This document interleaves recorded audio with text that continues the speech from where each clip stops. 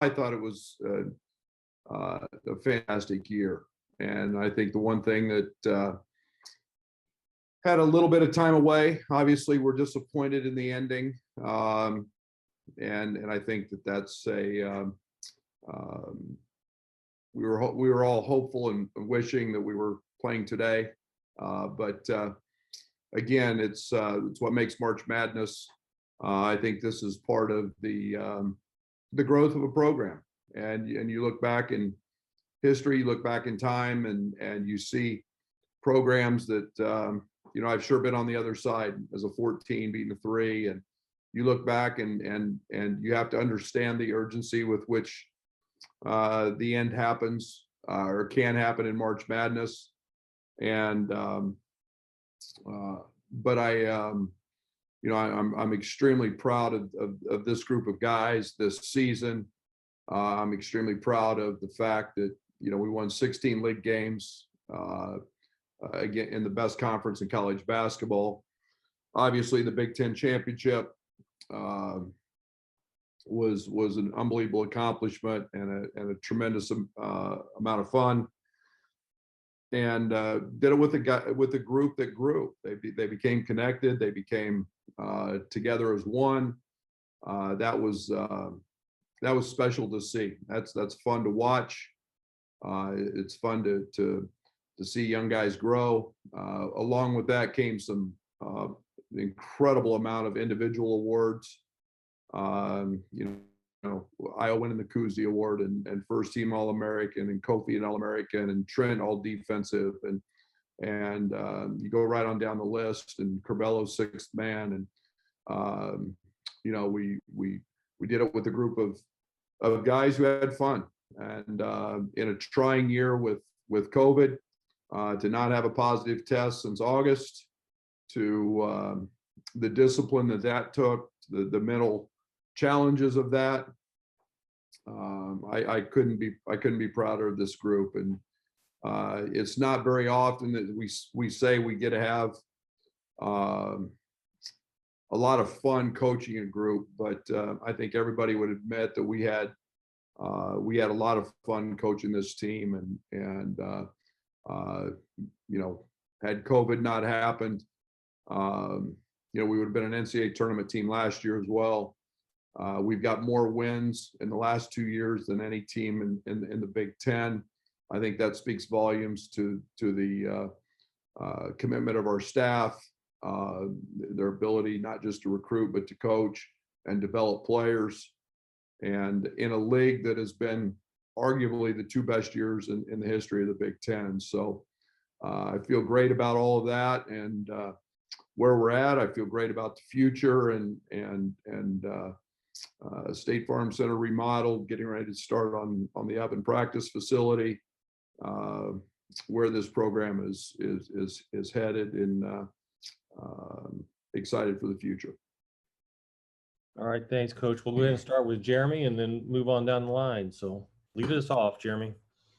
Hey, Brad, good to see you. The transfer portal obviously is a big topic here, and there's almost 1,200 names in the portal, which I think is about a third or a quarter of Division I players. What's the impact of this on your sport and as you as a coach in your job? Well, I'd be lying if I had not said that it's been the majority of my last 10 days, 11 days. It really creates a unique scenario. I think that, I've always had the philosophy that I wanted to build with freshmen and develop them. I think we've been an unbelievable program in terms of development of players. And, I'll use Io, a young man who's gained 30 pounds, added 9 inches to his vertical, couldn't bench press 185 when he gets here, and he did it 16 times the other day. That's development and maturity. I don't know if those days exist anymore. We've spent I think we're going to have to shop from the full menu, so to speak. And, you're expecting 1,500 plus kids to be in the portal. That's 5 per team, basically. We've got a completely different scenario for recruiting. It impacts trying to get old and stay old. We saw the benefit of that this year. It impacts every aspect of it, from admissions to things that can, happen institutional wise. And so I don't know the full ramification of that. It is what it is. I'm wrapping my brain around 34 years of trying to build one way. I remember when retention was the key word, and APR was the key word, and helping young people graduate. And now we've done the complete flip from all of that. So it's a different world. It is what it is, and we're going to have to adapt and learn along the way. So the portal's obviously a big part of what we're trying to do and look at. I do think it's a conference and a league that you have to try to stay relatively old in, and we'll have to shop the whole menu, so to speak. Is there anything, because I know you would prefer the high school, as you said, don't know if that's possible anymore, but is there anything you have to look for now in high school recruiting that makes you think a kid might stay longer? Is there even a thing you can look for that? When you let me know what that is, figure out what that is, let me know. I don't know. It's, the advantage to the transfer portal is they've transferred and they can again. You get a chance to get a student athlete for more than 1 year potentially. So there's some advantage in retention, there's no doubt, but that's the downside to a freshman, is they could obviously leave, or if they're good enough, go pro. Thanks, Brad. I think I'm next. Hi, Brad. Hi, Shannon. I was wondering, do you have any updates or inklings to where some guys are leaning as far as, some seniors have another year of eligibility, or has, what have your conversations with Kofi been like? We do not, at this point, Shannon, we let our guys all go home. We're all in online classes. So as soon as we got back, they've been gone. We let them spend Easter weekend. They haven't been home since June. So we haven't had any postseason meetings as of yet. We'll start having those discussions as we get back into the rest of the spring. Right. And I was just curious too, you mentioned that idea of development. I think everybody thought with Adam Miller, he was one of those guys that was, a long development, saw big things coming for him. Were you surprised by that, or what did you get for reasons for it? Shannon, I made a statement about that. To say I'm surprised by anything in today's world, I'm not.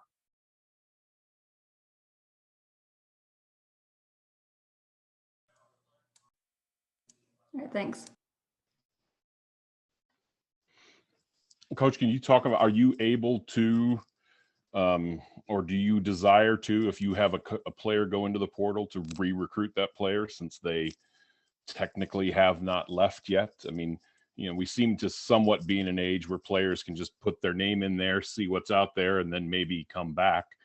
Do you have a policy for that? Do you say, no, if a player is in there, he is no longer on the roster? How do you handle that? No, I don't have a policy for that.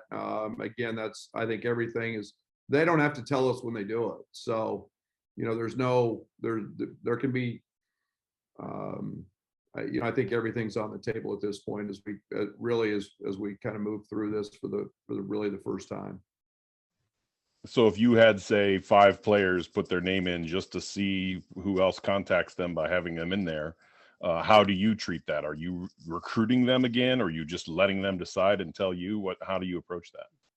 Yeah, again, I think the one thing that we do is we want guys who want to be a part of what we do, and as we have into the season meetings, we'll have those discussions. But that's the world we're in, Robert. They don't have to tell us anything. They hold all the cards, and that's the one thing we've got to we're going to all continually deal with and throughout our sport now. Okay, thanks. Hey, Brad, good to see you. We haven't obviously talked to you since you guys were in Indianapolis. How much time have you spent revisiting that Loyola game if any, and maybe what are some takeaways that you have from that?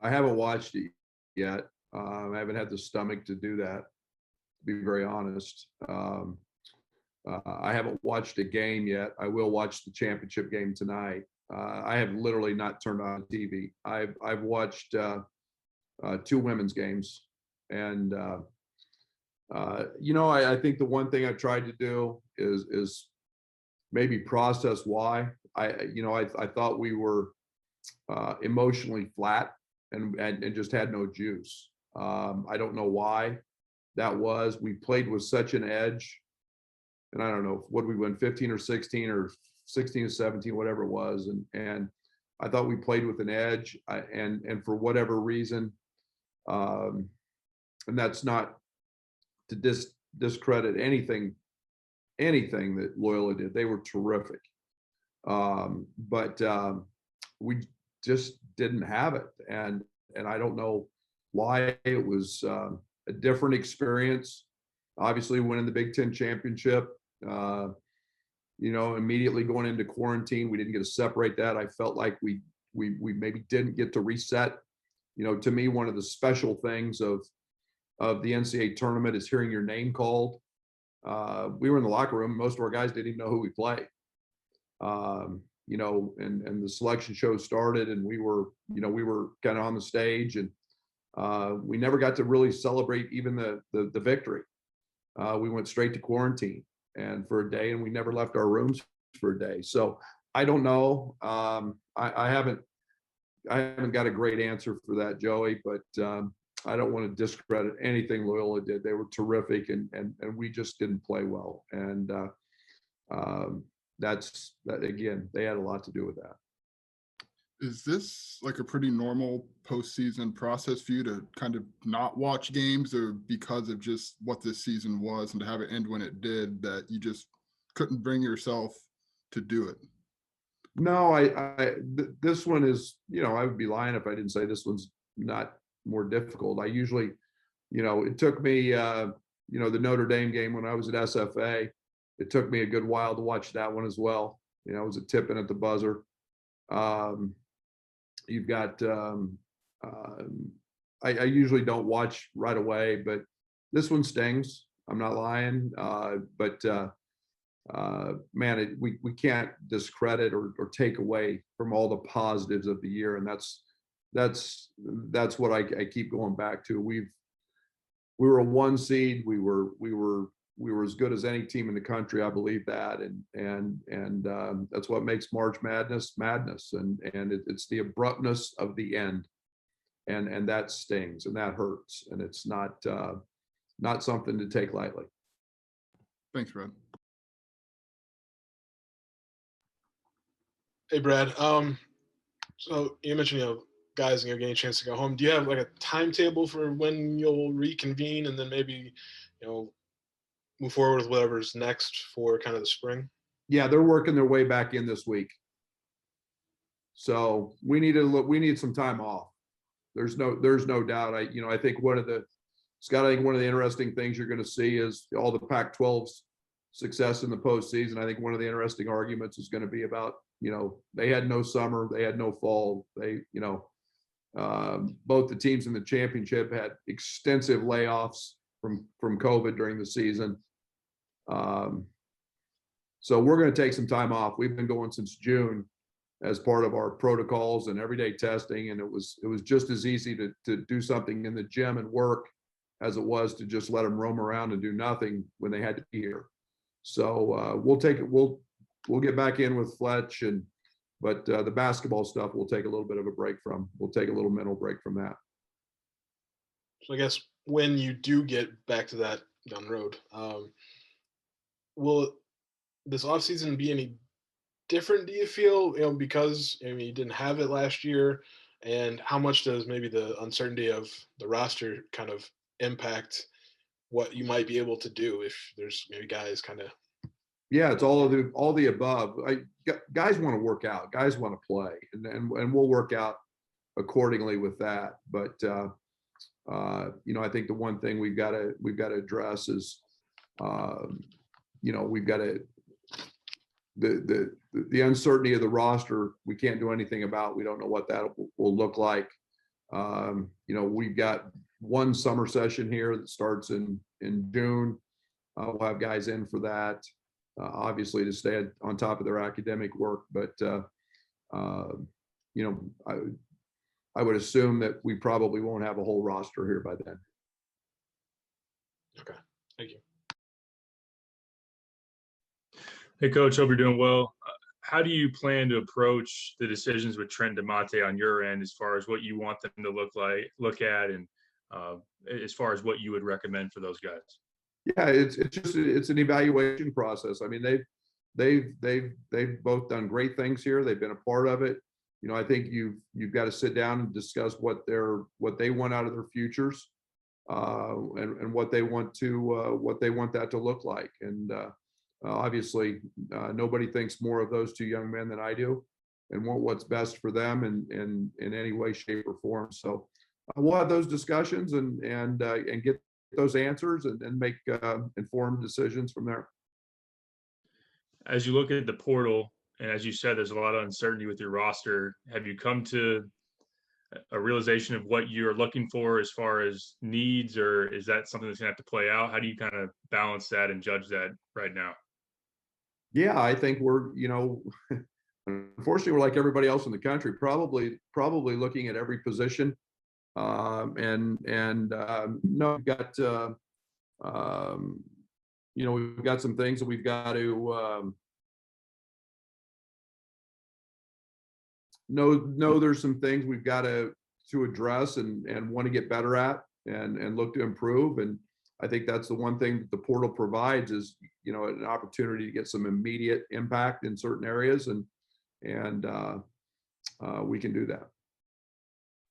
Thank you.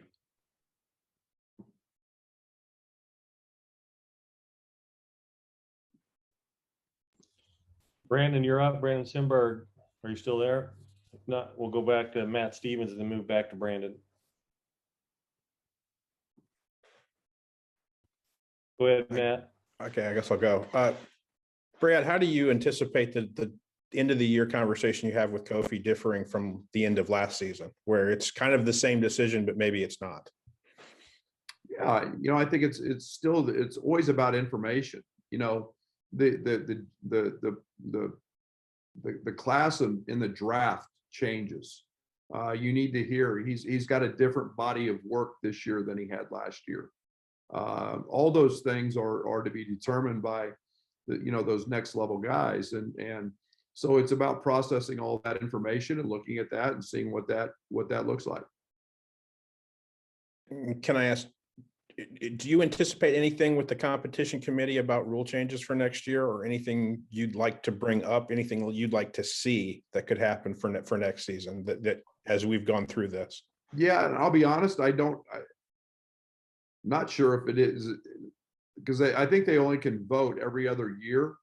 Okay. I don't know for sure if this is even a voting year, to be honest. Matt, it's not something I've thought much about yet, but I'm always a big fan of continuity and the game being the same game for everybody, but we're far from that in this country right now.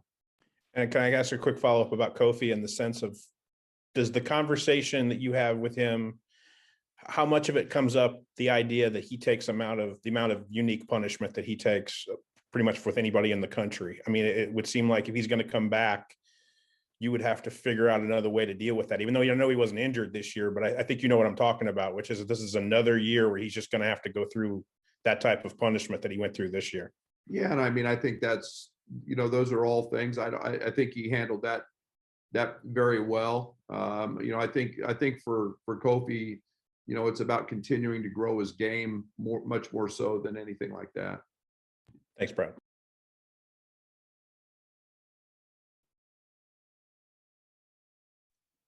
We going back to Brandon or me? No, go ahead, Scott. Okay.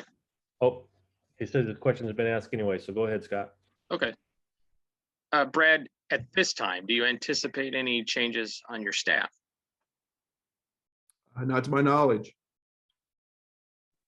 All right. That's all I had. Thanks.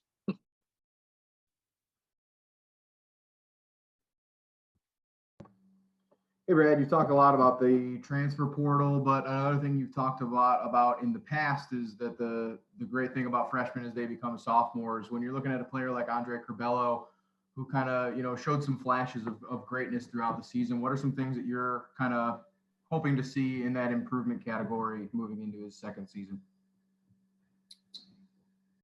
I think we'll see him much more confident, much more. I think we'll see a much better shooter. I think we'll see a guy that is will be put in a leadership role. Obviously, that mental part of it changes, but I think we'll see a stronger. I think we'll see a better defender. I think he'll get better in every area of the game.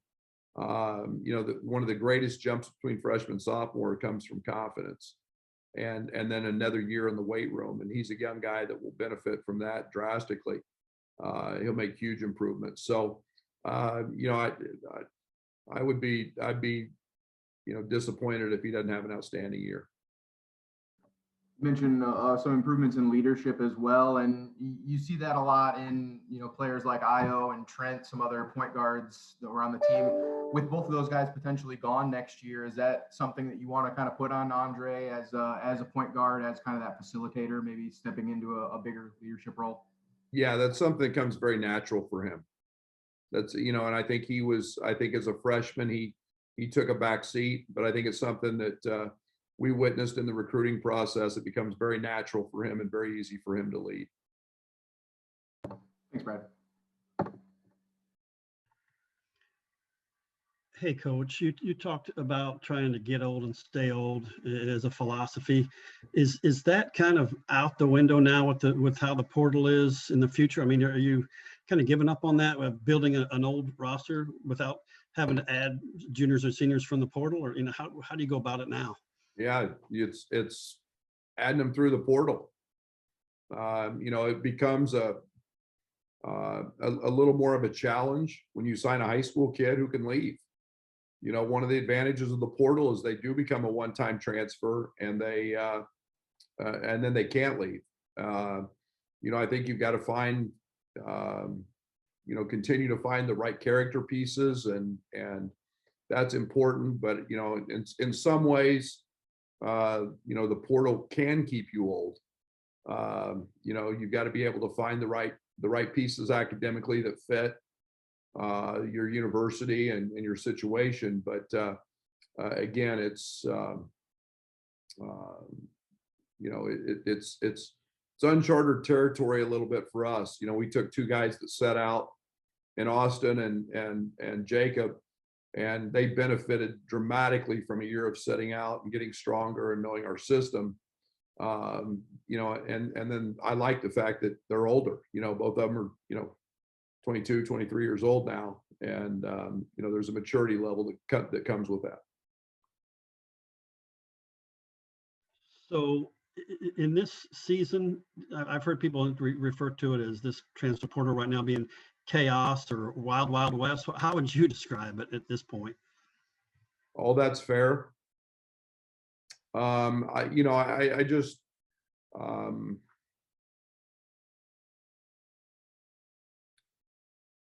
It's the first time going through it, really, and I say this where it's just the massive numbers. I think it will settle down at some point because kids won't be able to transfer.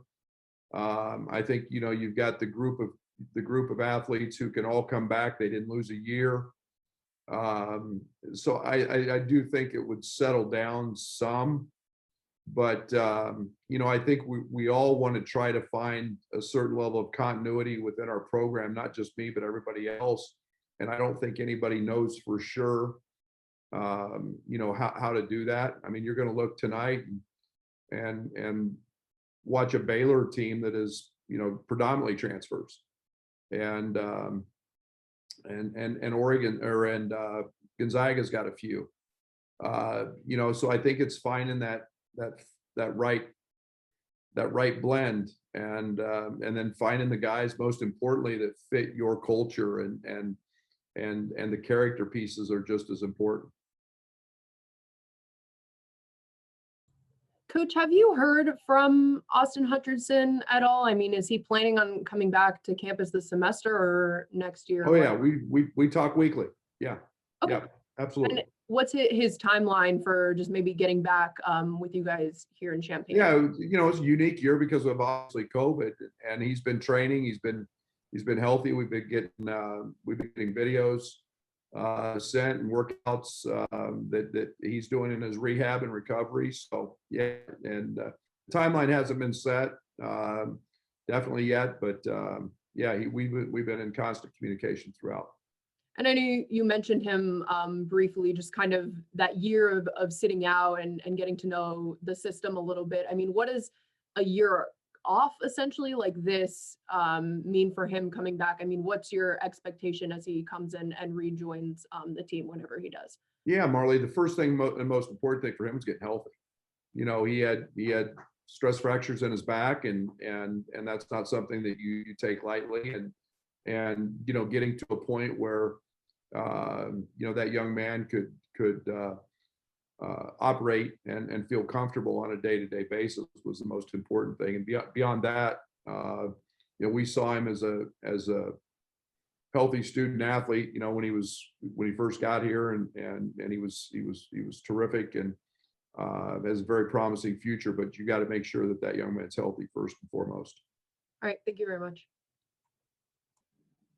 Hey, Coach, I don't know exactly the NCAA rule specifics around this, but you can definitely use his story. How important is Aya's story and the success he had, and then potentially communicating with recruits into the future while you're trying to get kids in the portal, or even high school kids?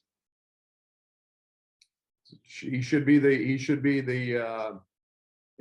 guiding light, the example of stick-to-itiveness, of adversity, of work. You name it. You know, I think that was one of the things that I truly enjoyed in my conversations with all of the panel on the Cousy committee. You know, was, you know, a young man that went through the adversity of losing his first year here, all the growth, all the continued work in the weight room, all the continued growth. You know, in his second year, and helping us win, becoming one of the elite closers, and just watching that development, making unbelievable decisions in terms of you know, returning to college, and not worrying about a timeline. You know, just doing it when it was right. To now becoming National Player of the Year by USA Today, a first-team All-American, and a guy who's going to be a first-round draft pick. And if there's ever any better guiding light than that, man, I don't know what it is. And you know, he's just a young man that kept his nose to the grindstone and worked really, really hard, and you know, didn't get swayed from what the ultimate goal at the finish line was. And man, he was spectacular. He went through it. He's been through it all. He's been through adversity. He's a better person, better player, because he's went through all of that.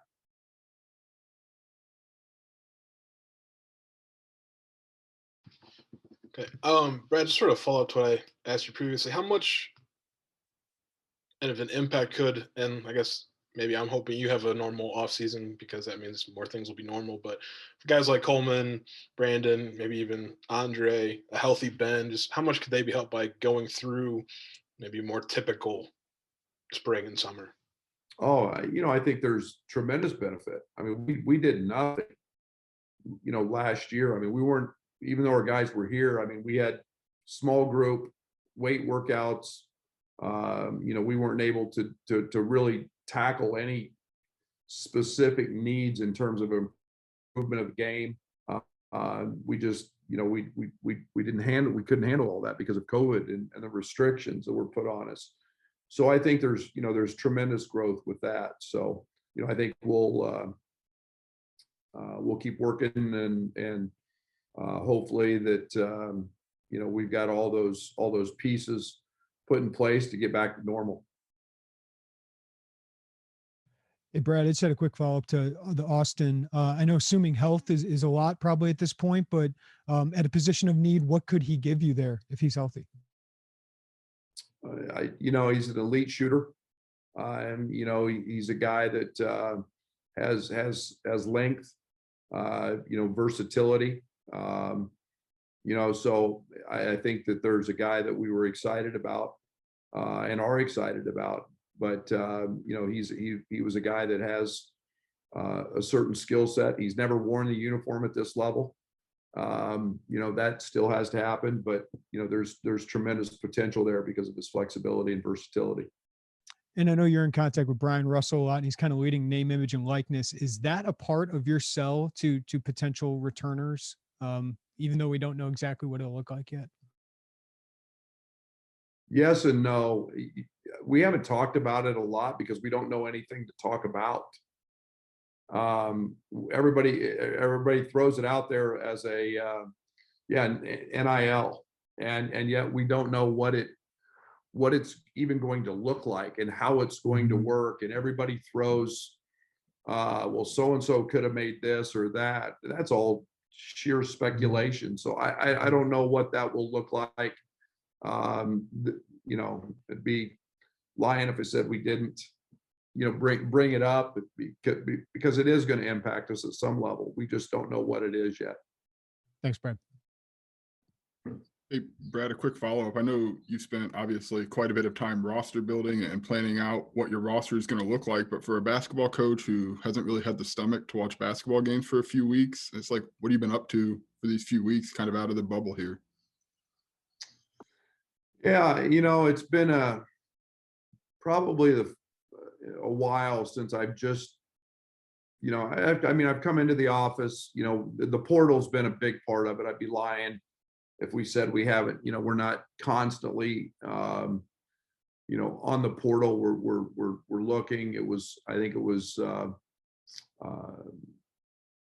had a great Easter weekend. My kids were home. I got to spend some time with them. But I literally have I've read and just tried to literally think about how to reform what we've been doing in terms of the recruiting piece, and that's taken a lot of thought, and I've spent a good deal of time on that. And then I've been trying to clean up my office, to be honest. Is that like a self-reflecting thing, or is that a pretty like in-depth conversations with the coaches? How do you kind of come to all of it? I've got to figure it out for me because I've done it a certain way for so long. I've been set in some philosophical things and just trying to play it out. I've had conversations with other people, both in and out of the game. Just trying to really kind of grasp it. And so I don't, I'm not saying I've got it all figured out yet, but at least I think I've got a better idea of how I want to tackle this. Thank you. Brad, is there an advantage or experience that you can draw on from your junior college days as a coach when your roster changed half of it every year? Yeah, I think that's one of the beauties of being a JUCO coach was, I had 8 to 10 guys about every year. And, I think, you've got to decide maybe if you want to be a little more flexible in your style of play and more being able to adapt and change if your team is a little bit different. We're still trying very hard to find the right pieces that fit us so we don't have to make a lot of those adjustments. I think one of the advantages of the portal, the evaluation process is real. I mean, they've been through 100 practices or more. They've been in a college game. You've got all kinds of film to watch them and see, and that's real. We get involved looking at guys that come from certain programs, where we think their system is similar to ours or close. And all that plays into effect. And you've built an identity around the everyday guys, the toughness, to get after it. Is there talent that you see out there in the portal where you go, great talent, not for us, because maybe the style or the skill is there, but not the character? Yeah, Scott, that's not just a portal thing. That's an everything thing, you know. That's one of the hardest things to evaluate on film is, you know, I mean, when I've seen a guy 3 or 4 times, it's not about whether he's good enough anymore. You know, now I want to see how he handles coaching, how he handles his teammates. You know, I'm paying much more attention to that than, you know, if, you know, any of you guys asked me how many did he score in that game, I probably couldn't tell you. But I can tell you how he acted when there was a bad call, how things got hard. If it was a 9 o'clock in the morning game, did he have any effort and play hard, or was he asleep? I mean, all those are the intangible pieces. And that's what's really hard to watch on film is you only see the ball. You only see the game. You don't see those interactions on a sideline. You know, that's the challenge of being that. Now we're back to junior college recruiting. Everything's 100 phone calls, figuring out this, figuring out that piece. And that's the everyday guys mentality is the one thing that's not going away. And we got to try to hit a home run with that. Thanks much. This is the time of year when you get the coaching carousel, and you're probably one of the people who's fending off job offers rather than, or maybe also talking about your assistants or other people that you've worked with athletic directors. Who have you recommended for jobs? How many jobs have you had to fend off? None. Who are you recommending for jobs? All of them, because they're good. And I got, that's a two-way street, Rob. So I don't get into personnel stuff for myself or with guys, but this staff will all be head coaches someday. There's no doubt about that.